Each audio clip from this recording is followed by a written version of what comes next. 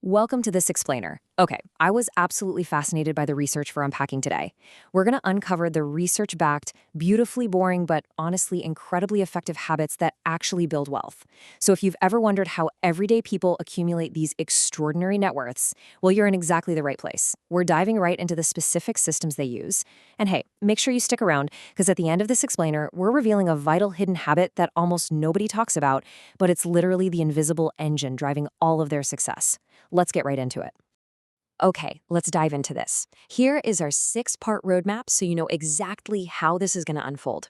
We've got 1, the millionaire myth; 2, the ownership mindset; 3, automating your money; 4, rethinking debt and income; 5, the hidden wealth habits; and finally, 6, how to start today. Section 1, the millionaire myth. Forget the private jets and designer clothes. Now, what's really interesting about this slide is how it totally shatters that whole media cliché. Pop culture tells us wealth is flashy, loud, and dripping in luxury brands, right? But statistically, the average wealth builder drives a totally sensible, used car. They live in a modest house in an unassuming neighborhood, and honestly, you'd probably walk right past a millionaire at the grocery store without even taking a second look. True wealth is quiet. Look at this, a full 80%. 8 out of 10 millionaires are completely self-made, compared to just 20% who inherited it or got some random windfall. I found this incredibly empowering. It proves beyond a shadow of a doubt that wealth isn't about luck, and it's definitely not about being born into the right family. It is all about repeatable, deliberate habits over time. Moving on to Section 2, the ownership mindset, assets over income. Before any financial tactics, spreadsheets, or fancy investment accounts can actually work, there's this absolutely crucial psychological shift we have to make in how we view money. Most of us, right, we're conditioned with a paycheck mindset.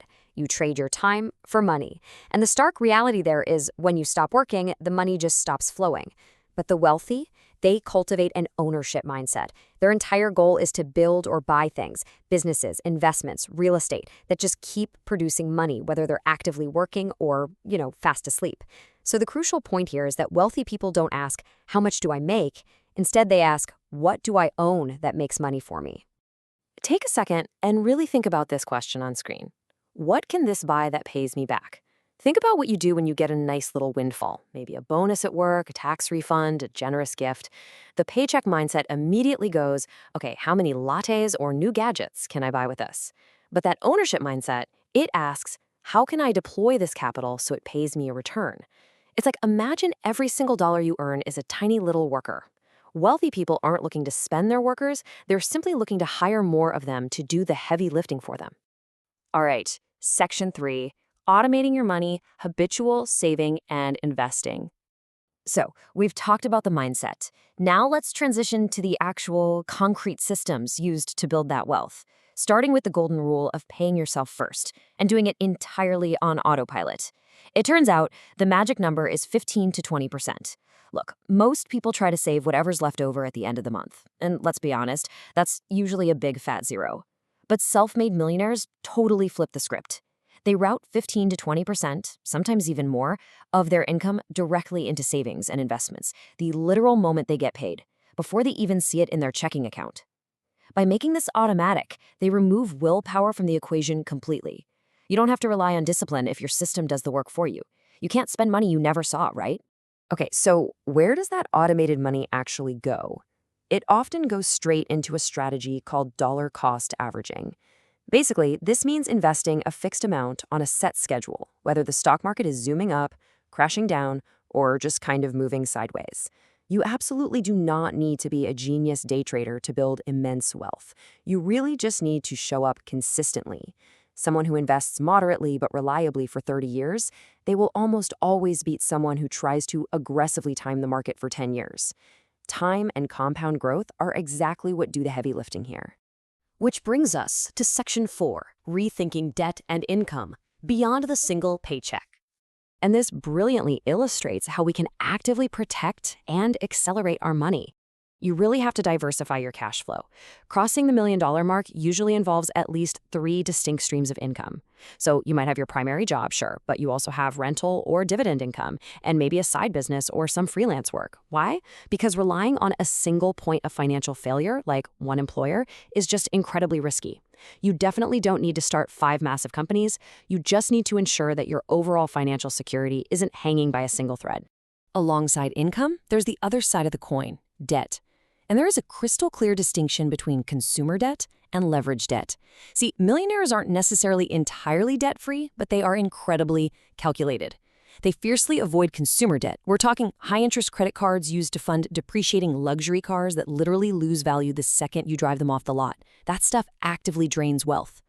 However, they'll strategically use leverage debt like a sensible mortgage or a smart business loan if it allows them to acquire assets that will actually grow in value over time. On to Section 5, the hidden wealth habits, education, frugality, and environment.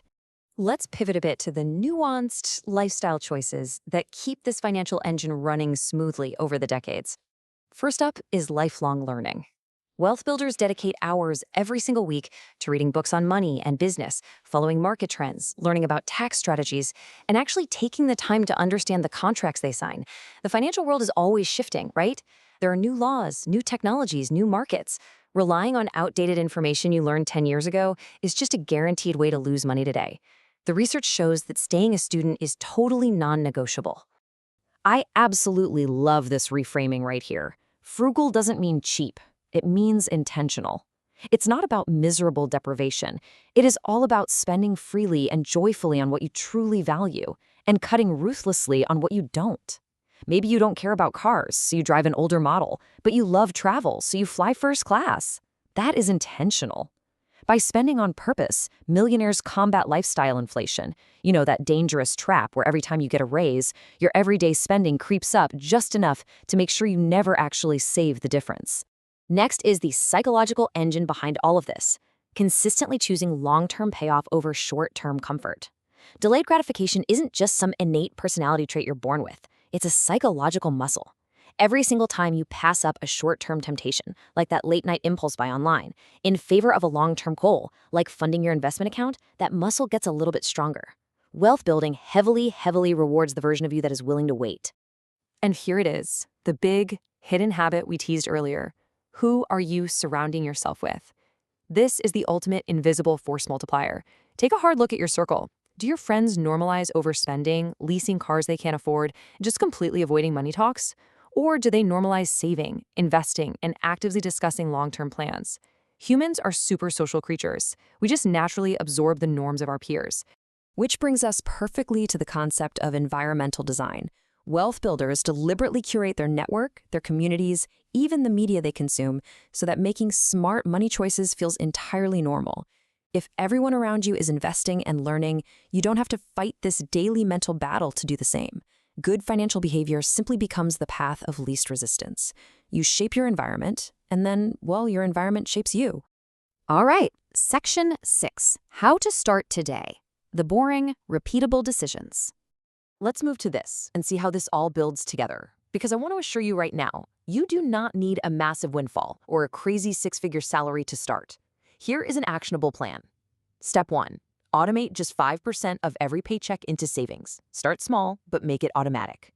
Step 2. Open an investment account with a recurring contribution, even if it's literally just a few dollars a week. Step 3. Target and aggressively pay off your highest interest debt to plug those leaks in your bucket. And Step 4. Commit to reading just one personal finance article or book chapter each month. These are incredibly simple, delightfully boring, but undeniably effective first steps that anyone can take today. Listen, if you take away only one thing from our explainer today, let it be this. Wealth is built in the boring decisions most people skip while looking for a shortcut. There's no magic pill. There's no secret stock tip that's going to change your life overnight. There are only consistent, boring habits repeated diligently over time until the sheer math of compounding takes over and does the miraculous work for you.